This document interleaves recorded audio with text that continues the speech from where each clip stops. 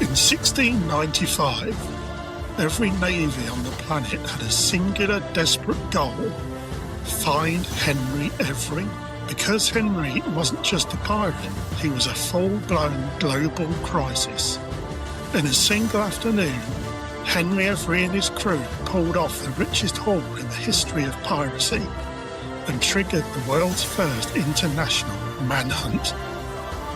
And while his peers ended up swinging from the gallows or rotting in Davy Jones's locker, Henry did the one thing a pirate is never supposed to be able to do. Today, we're sailing in the wake of a man who outran the British Empire, outsmarted the East India Company, and then simply stepped off the map.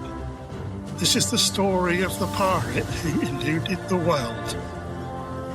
I'm Steve, he's Neil, and this is... Honourable Mentions are...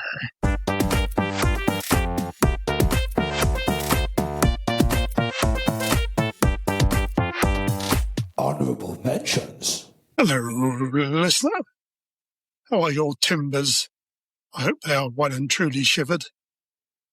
Today we're talking pirates and swashbuckling adventures on the high seas. But before we get into all that, close your eyes and imagine the salty spray on your lips, because here he is.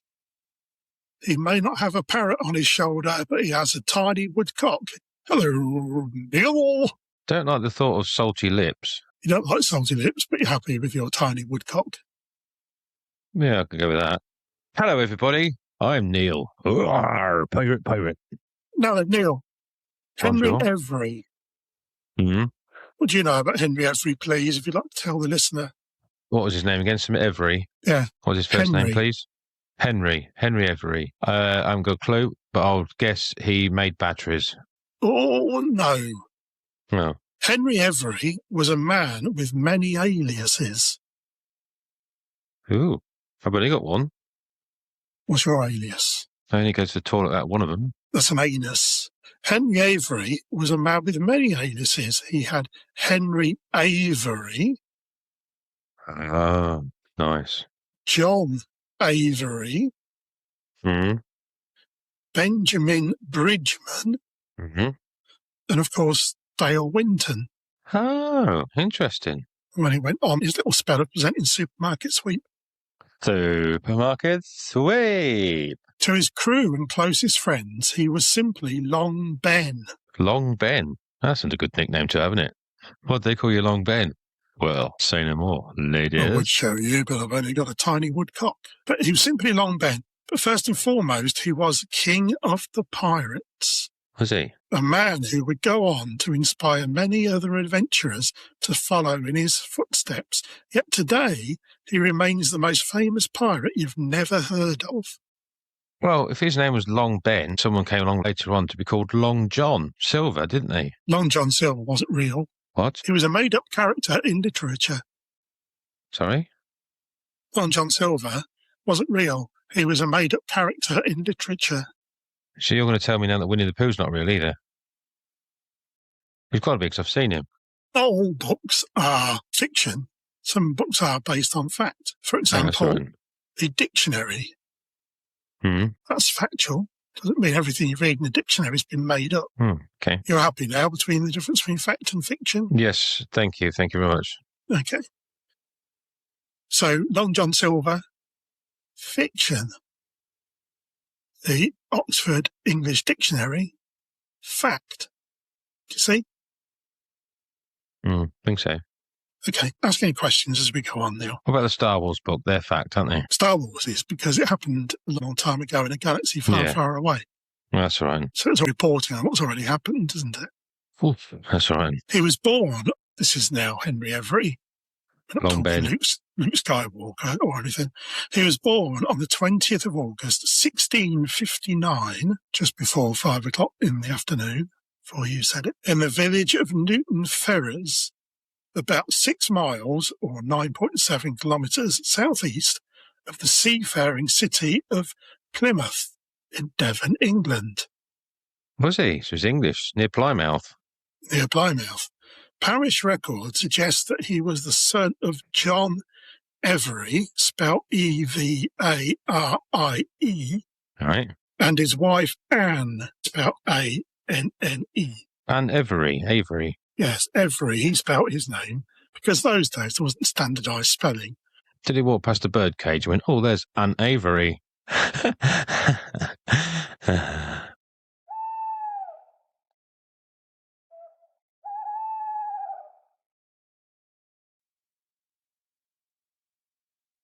Finished showing off. No? Those days there wasn't standardised spelling, so Henry was Every. Yeah. By the time we got round to him. Anyway, the Henry family of Devon was quite established at the time, and it is likely he was some relation to the well-to-do Everys of Wycroft Castle. Oh. Here we are, with the Everys of Wycroft Castle, Dictionary.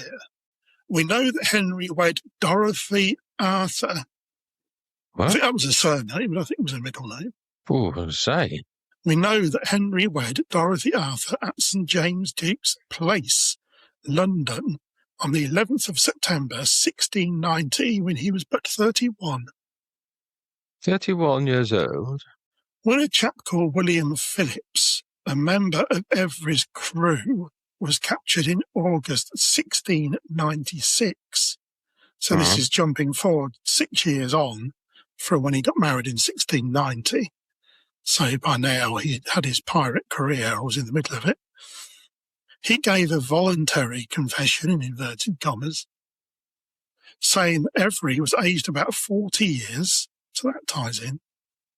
His mother lived near Plymouth, and his wife was a periwig seller who lived in the notorious London thoroughfare of Ratcliffe Highway, known for its sailors' taverns and dangerous reputation. Dangerous reputation?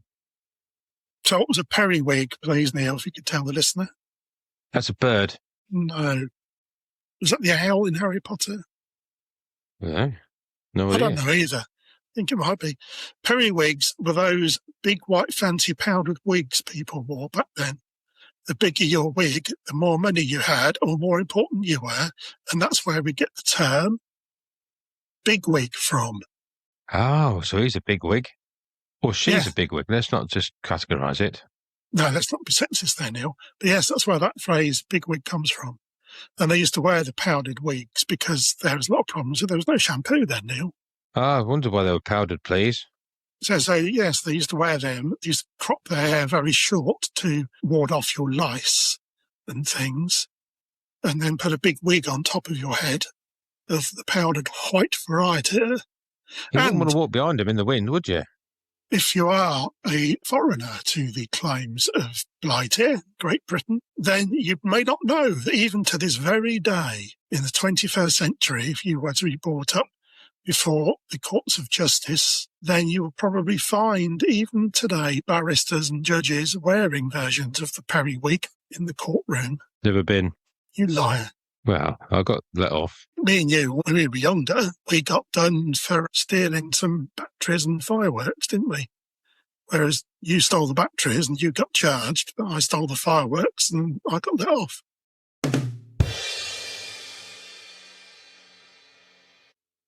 The 9 Years' War, Neil.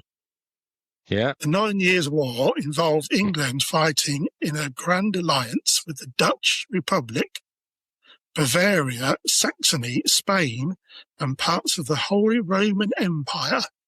An international collaboration that was designed to crush the growing ambitions of the French. So what's the French? Is that like modern-day NATO?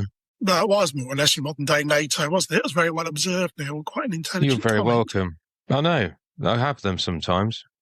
Henry was working as a midshipman on board HMS Rupert. So when you're a midshipman, you mean you can't go to the ends of it, you have to stay in the middle. That's right. Oh, okay, fine. You'll think you act as ballast or something. Yeah. HMS Rupert, a 64-gun ship under the command of Sir Francis Wheeler. Sir Francis Wheeler. He'd have been disappointed when he got on board a ship and realised it didn't have any wheels. Hmm. In 1689, after HMS Rupert secured a famous victory against the French, get it in there, Yes. he was promoted to master's mate. This is Henry. Master's what, sorry? master's mate. Oh, master mate. Okay. Don't be disgusting. So now he can move about the ship more freely, Neil. Oh, that's all right. That's been freedom for him. The following year, he joined the huge 90-gun HMS Albemarle. Albemarle. A for Alpha, Lima, Bravo, Echo, Romeo, Mike, Alpha, Romeo, Lima, Echo. Oh, wow. On the invitation of Captain Wheeler. So obviously Captain Wheeler had made a go of it, but the ship was involved in the crushing defeat of the English at the Battle of Beachy Head. Yeah. Dirty French git. The loss caused panic in England, not only because we were roundly beaten by a bunch of garlic-chewing sex pests, but because the English Channel temporarily fell under the control of the French. Had the world gone quite mad? No, they can't control that. Sir Percy! Sir Percy! Something terrible has happened. What, the sinking or something? No, sir, worse. Much worse. For Henry, Beachy Head was his last battle in the Navy, as only a month later he was discharged. Probably it was all his fault. Consequently, he was forced to turn his attentions elsewhere in order to find an income and was given a job by the Royal Governor of Bermuda. Could be worse, couldn't it? Nice. Yeah. Transporting Africans across the Atlantic to the Americas. Perhaps it's not so good. That's not very nice. Yeah, No. perhaps it's not so good. No, that's a bit shy at that. Yeah, he could have just been bringing shorts back into the UK from Bermuda, couldn't he? Yeah. Could have made do with that. But, oh no, he had to go a step further. But soon he moved on, unfortunately for greater financial gain rather than any moral objections. Mm-hmm. In 1693, a group of London investors led by a wealthy merchant called Sir James Houblon, brother of John, another investor and the first governor of the Bank of England, that's one for your pub quizzes, decided to launch a venture called Spanish Expedition Shipping. Spanish Expedition Shipping, assess. Well, what your cess. The idea was to sail 4 ships to what was then the Spanish West Indies for a mix of some legitimate trading, conducting a few salvage operations on sunken galleons, the spot of selling arms to the Spanish to use against those French buggers. Yeah. And then, at the weekends and in their spare time, they'd raid anything French they could lay their hands on. Cool. I'll tell you what, I'd have nicked a case of Nutella and some Orangina. That'd be me. I'd be happy then. The 4 ships were the 7th Sun, the Dove, the James, and the 46-gun frigate Charles II, after Charles II of France, even though they hated France and all things French, on board which Henry was served as first mate this time. Oh, his first mate, was he? So he's like best mate with the captain now. Yeah, yeah. And he says, "Oi, mate," and everyone comes forward. It's not you, I'm first mate. He's not to step back. Yeah, you're second mate. Get away. Yeah. The fleet was to sail under Commander Admiral Sir Arturo O'Byrne, an Irish nobleman with a background in the Spanish Navy Marines. How's he managed that with his name? Don't know. Perhaps Arturo, is that a Spanish name? Suppose. But then they say, what's your surname? O'Byrne. O'Byrne. So you were speaking there, obviously you went into Gaelic and Spanish. Was that Spanish? Yeah, that's right. So Yep. what were you saying there, please? I could say his name was O'Byrne, and in Spanish I said it was O'Byrne. So you did it in both languages? Yep. How clever. The promise of good pay enticed experienced sailors like Henry as the investors, backed up by extra Spanish cash, Santander, that's got to be in it, drew up a contract which guaranteed a monthly wage, and the first month would even be payable in advance before the expedition began. Well, just take it and go home then, wouldn't you? Once all 4 warships eventually set sail, they followed a route which took them to the northern Spanish city of Coruña. I've heard of that. Deportivo La Coruña for you football fans. That's it. That's what I've heard of. That's where you've heard it from, is it? The journey took a couple of weeks, or it should have done if it didn't actually take.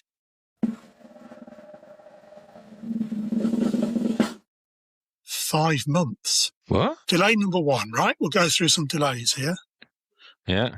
Delay number 1. While the ships were still in port, the original captain of the Charles II died. Well, that's, I suppose, a good excuse. Bit selfish. He was eventually replaced by Captain Charles Gibson. They're all Charlie, Charles, aren't they? Who was a heavy drinker, and some say he lacked the urgency or discipline needed to keep the expedition on track. Hmm. So he was a good choice, wasn't he? Don't know who was doing their recruiting, Jack Daniels or somebody like that. When the expedition did set sail from London in August 1693, almost immediately they were battered by severe storms and strong winds. And back in those days, if nature didn't cooperate, a ship could spend weeks battling the weather or be forced to wait in a sheltered bay for conditions to change. So that was delay number 2. Okay. And then, Neil, right? Neil? And then, Neil, right? Yes. And then, Neil, right? Yes. Delay number 3 arrived when they eventually reached Spain. That's all the beaches and thought, this looks all right. Let's have a bit of time on there, shall we? The ships were not allowed to travel to the West Indies without a formal letter of marque, which was a legal permission to attack enemy ships from the authorities in Madrid, even though they'd had months to get it ready because the expedition was later than an asthmatic one-legged tortoise in 100 metres final. The bloody paperwork hadn't arrived, Neil. Didn't they fax it? The Spanish, aren't they? They do things on their own time. I'm eating my paella. Ah, so that meant I'm eating my paella. in. Spanish stroke Well, that was Mexican. the Spanish. Thank you. I'm eating my paella. Very good. So the 4 ships were forced to wait at Coruña for several more months. That's a shame, isn't it? Tell you what, Neil, What? they were proper hard ships, weren't they? That was hardships. Yes, that was very good, Stephen. Well done. Congratulations. And then, Neil, Yeah. Neil, but then, Yes. Neil, What? thank you. The English investors refused to pay the crews until the Spanish government provided their funds and paperwork. But although the Spanish produced the paperwork, they wouldn't pay anything until the mission had officially begun. The crew had been promised pay every 6 months and, of course, a month payable in advance. So the men were stuck, effectively prisoners on their own ships, penniless and hungry, at anchor in Coruña. Could they not go into the town and live it up a bit? They had their money now. Just explain this in quite some depth. Yeah, but they didn't need a lot of money back then, did they? A couple of pieces of 8 or something. They could have done some, I don't know, some washing up or something in one of the pubs, made a bit of cash. Go and collect glasses. There you go, job done. It wasn't long before the crew of the Charles II had reached their breaking point. Oh. On the night of May the 7th, 1694, while Captain Gibson was passed out drunk, First Mate Henry Every, along with 25 other men, seized the ship. The mutiny was bloodless, and in very little time others saw what was happening and joined the mutineers. As she sailed away from port, the Charles II came under fire from one of her fellow warships, but Henry and the mutineers were able to escape unharmed into the night. Once they were safe, Henry allowed Captain Gibson and any of the crew who didn't want to join him to go ashore. The only man not released by choice was the ship's. Cook. No, Cleaner. no, Um, who would be indispensable in this sort of world on board a ship? Probably the only job that would be. the steerer. The steerer. No. Is that the right phrase? I don't know. Person who moves the wheel. I would say the maids. The maids who famously were on board all of the pirate ships. No. Yep. The ship's surgeon. Oh, okay. Because he might come in handy, you see. Henry was unanimously elected as the new captain, and the ship was rechristened, something that would strike fear and terror around the world. Epstein. No, it was a good guess. HMS Day Trip to Northampton Oh, bloody hell. Oh, that would scare you, wouldn't it? was suggested, but the one they went with was even worse. Was it? Let me have a guess. Richard Madeley. No, the Fancy. The Fancy. Cooey, sailor. I suppose it would scare him a bit, wouldn't it? Oh, look, there's the cub there to come tip the fancy. Oh, God. Men, move away quick. I fear for my anus. And so, Henry and his new crew set sail for the Indian Ocean. On their way, the Fancy Guys. robbed 3 English merchant ships from Barbados, stealing much-needed supplies, and some of the robbed crew were persuaded to join Henry, who had now amassed almost 100 men. They continued along the coastline of Africa and briefly stopped in Benin, West Africa, to make some improvements, turning the Fancy into one of the fastest vessels on all the high seas. Well, fancy that. Oh! Yeah. With their new Go Faster stripes, Henry and his crew continued down the west coast of Africa, capturing Danish privateers and stealing their treasure. I wonder what the Danish treasure was. Do you reckon it was little plastic bricks that you can stack on top of each other and build things out of? That'd be a good invention, that. Perhaps we should do that. I think it'll catch on. A handful of Danes defected and joined the Fancy, which at the beginning of 1695 had rounded the Cape of Good Hope at the bottom tip of Africa there, Yeah. and found time to capture a French pirate ship, from which they looted and recruited, adding another 40 men under Henry's command. Blimey, how much room's on this ship? In 1695, the Fancy reached the Straits of Bab el-Mandeb, which is a narrow squeeze of water between Yemen on the Arabian Peninsula, Djibouti, and Eritrea in Africa. Do you know it well? Yes, I've heard there's some straits around that area, haven't there? You would have thought with a name like the Fancy, they'd be interested in going after some straits, but they did. Here, the crew joined forces with another 5 pirate ships. Wow. They're getting a fleet. The Amity, the Dolphin, the Pearl, Susanna, and the Portsmouth Adventure. Portsmouth Adventure. So most of those sound like pub names, don't they? Apart from Well, it sounds a bit Susanna, better than the Fancy. who all elected Henry as admiral of their pirate flotilla, giving him command of almost 500 of your men. Did he say, right, first thing is we're going to change the names of these ships. One's going to be Pansy. That one's over there. That's the Cooey. Because Henry had a plan, a swashbuckling, shiver-me-timbers, parrot-on-me-shoulder, yar kind of plan. Oh, yeah. Under Henry's leadership, the pirates set sail to the mouth of the Red Sea, where they would lie in wait for the Indian Mughal government's Mocha fleet, which was returning from an annual pilgrimage to Mecca. That's quite a nice drink as well, isn't it? Yeah, so that's what they were carrying. Yeah, I think so. Chocolatey coffee. Yeah.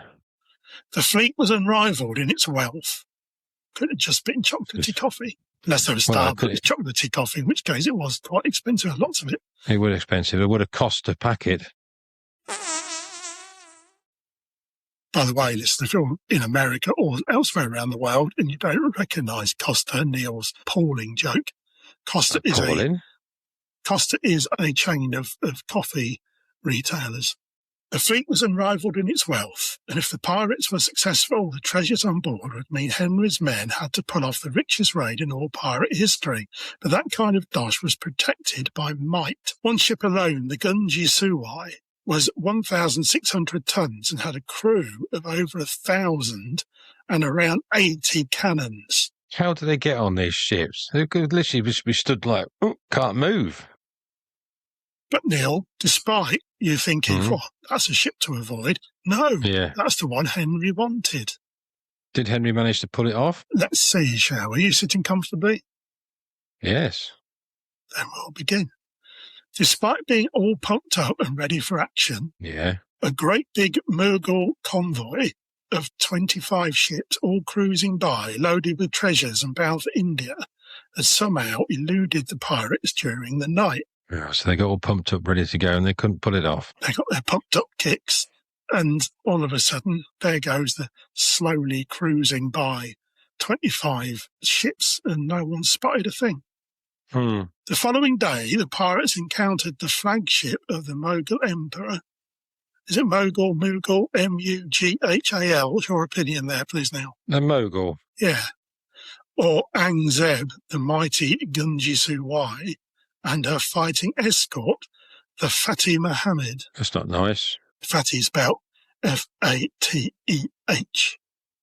Oh, that's all right. Yeah, say, that's not nice. They weren't body shaming. The Fatih Muhammad had earlier repulsed an attack by Amity, killing its captain, but the skirmish had weakened the ship and her crew, which put up little resistance to Henry Every with the Fancy's speed and its 48 cannon. The pirates ransacked the ship and came away with, and bearing in mind, this is the 17th century, late 1600s, and came away with £40,000 worth of treasure. Wow.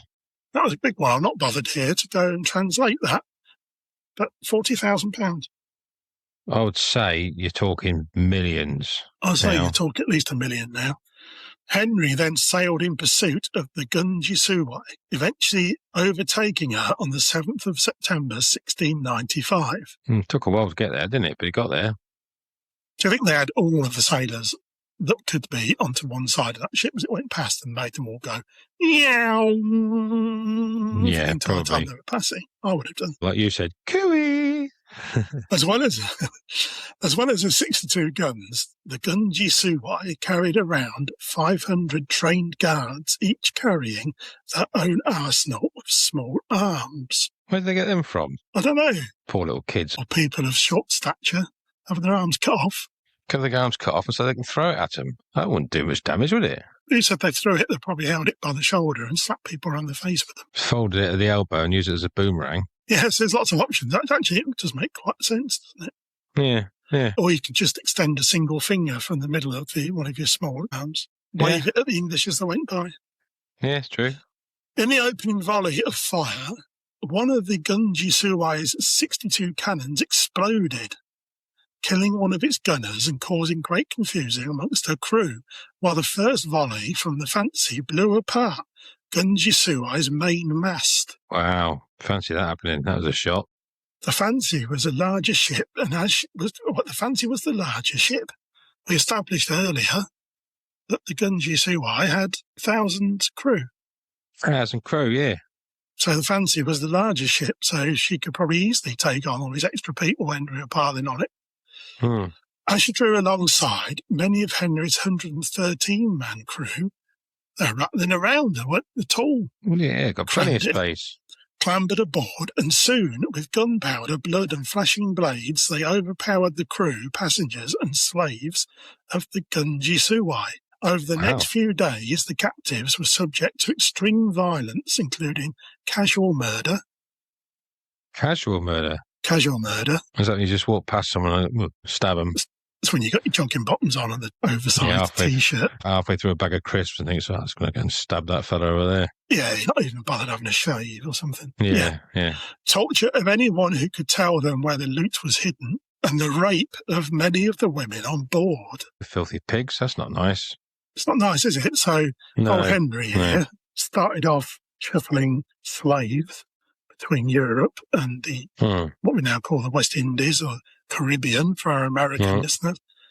And now he's doing these naughty things. So he's not particularly nice man. That's not nice. He's not a very nice man. No, I don't like that. Once the Ganj-i-Sawai had been stripped bare of anything of value, the survivors of the attack were cut adrift and forced to sail their broken and empty flagship back to India.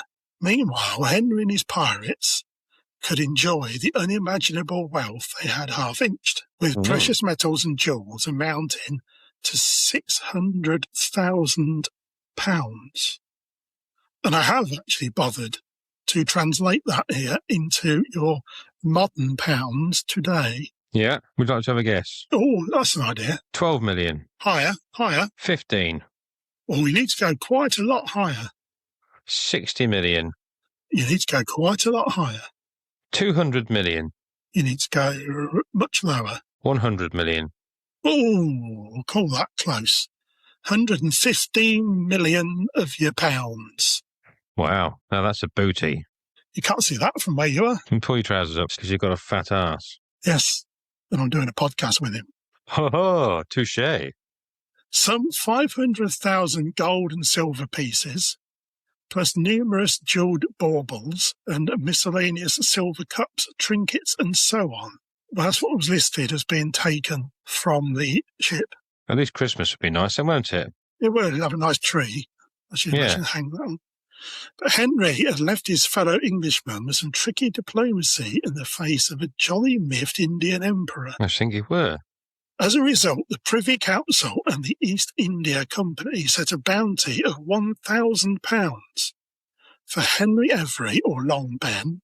Remember, that's one person, so they're all after two people, launching one of the most significant and potentially the first truly global manhunt. £1,000 at the time, when the expected wage for a highly skilled craftsman in England was £30 a year. So that's a nice wedge. That was serious peas, blood. Yeah, that's some folding. In response to the capture of Ganj-i-Sawai, the Mughal Emperor, or Aurangzeb, let's give him his name, sent troops to close 5 key ports: Bombay, Surat, Broach, Agra, and Ahmedabad, cutting off English trade with India until Henry Every was caught and slapped. Executed. Executed? Wow. Executed.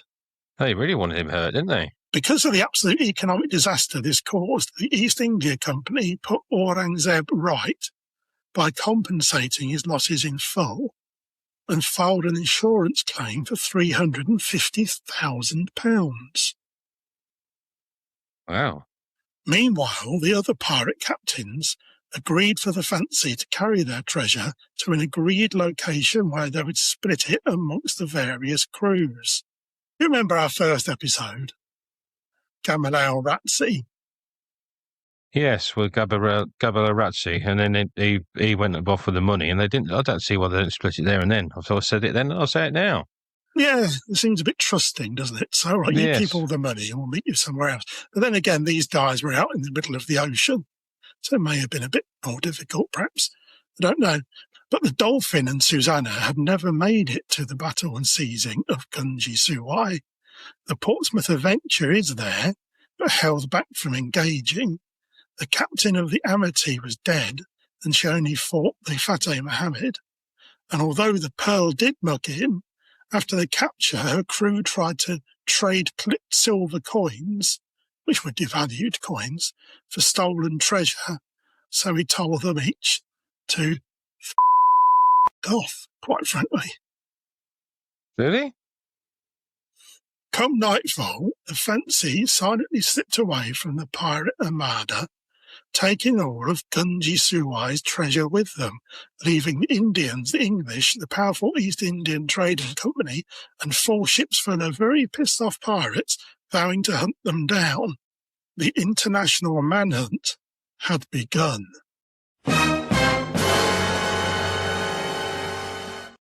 But Henry Every, old Long Ben, who later went on to become someone's uncle and invent rice, and the majority of his crew would never be caught.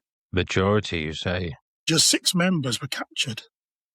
Really? Just 6 members were captured, tried, and executed, though they were found not guilty of seizing Ganj-i-Sawai, an altogether different ship. In only 2 years of piracy, Henry Every had achieved the impossible. He'd stolen a sum so vast most people couldn't begin to comprehend it.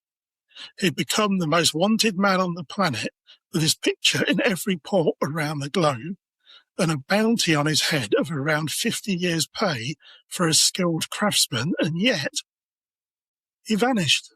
Oh, so I think you get the bounty for a start, because otherwise it'd melt, wouldn't it? Not the bounty full of coconut. No, It's not what we're talking about here now. We're talking about the bounty as in the loot, which is what you stole. Do you know, I'm thinking about I've not seen bounties in the shops for ages. You can still get a bounty. You get mini bounties in celebrations, can't you?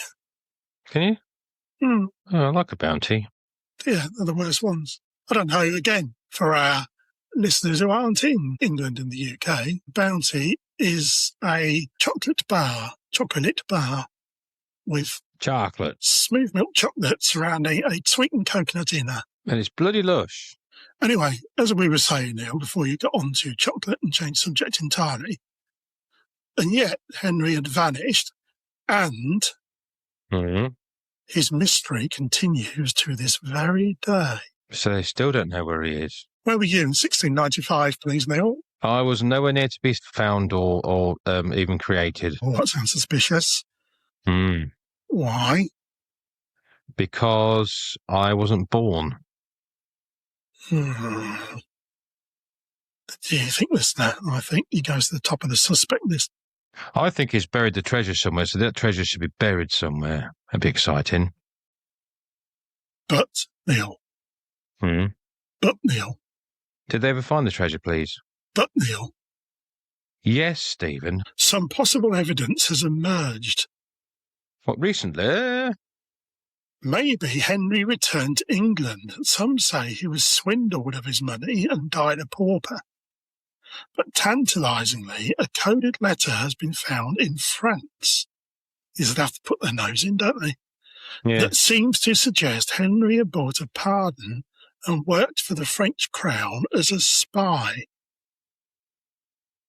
But Don't then, do that, because they can't get around much, can they? There was no mobile phones or anything, so horrible job that would. Yeah. Some gold coins stolen from the Ganj-i-Sawai have been found in what is now modern-day United States of the States. In America? In America. Have they? How long ago was that then, please? Was it recently? I don't know, I've not made a note of that. Who knows where Henry Every and his piracy's biggest ever haul did end up? It's a mystery. It is a mystery, isn't it? It's a mystery. You couldn't exactly go into a pub and sort of say, I'm very poor pauper, I'm coming into this pub. Ching, here's 1,000 gold pieces, get me pissed, could he? Anyway, Neil, please. Yes, please. Do you have any further thoughts on today's episode of Henry Every? Well, see what I did there? I think that he has stolen a lot of money and disappeared. I think he could be alive today. I'm just going to put it out there. With that money. Using that money. With that money. Yeah, I think he's actually... Oh! Elon Musk. Oh, could he have been Goldfinger? We went in two different directions there.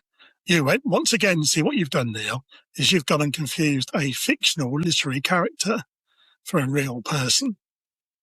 Whereas I've gone and confused an AI chatbot with a real person. You know, Peppa Pig. Yeah. They're not real either, Neil. But I beg to differ. I've been to Peppa Pig World. I bet he's got his own world down south. I've been there. I've seen him. Seen him with my own eyes, Steve. No, I've seen Peppa Pig for real. Is it Peppa Pig female? No, I don't think so. It was actual Peppa Pig. I walked past him. I might even have a photo taken with him. Deny that if you can. Oh, deny you trying to gender swap Peppa Pig. Don't try and change the subject because I've got photographic proof of Peppa Pig. Would you like to tell the listener, although they'll probably doubt everything you say, how they can contact us, please, on your social medias? If you would like to contact us here at Honourable Mentions, you can do it through several wire pipey areas. We have something that pipes through Spotify, YouTube, Facebook, TikTok, Discord, and you can email us at honourablementionspod@gmail.com. That's honourablementionspod@gmail.com. I didn't say Instagram. We are also on Reddit. Thank you very much, please. And terms and conditions apply. And thank you very much. Yes, I am that sexy man. Well, listener, thank you very much once again for bearing with us through a load of old tripe. What do you think to Henry Every? Perhaps you knew about him already. Perhaps you didn't at all. But the most famous pirate you've never heard of unless you have. And he made off with all that money and no one knows to this day where it is. Thank you, listener. We'd like to say, arr. Arr. Goodbye, and we'll see you again next week in the Arties. Yeah, bye.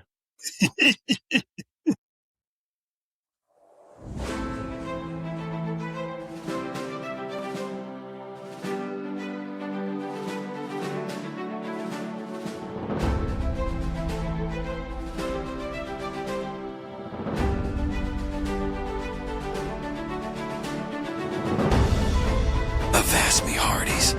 I thank ye for listening to more bilge from them cursed knaves at Honorable Mentions. Hilarious history. I tell ye. softies. They'll never find me treasure.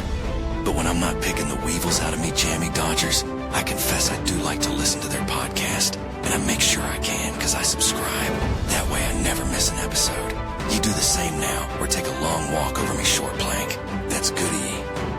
Honorable Mentions is researched by that scurvy dog, Stephen Webb, and is an Uncover Brothers production, with what passes as a sea shanty written and performed by some coves named Pepe and the Bandits. Now, weigh anchor and hoist the mizzen. We sail for? Where we going? Northampton! Give me that map!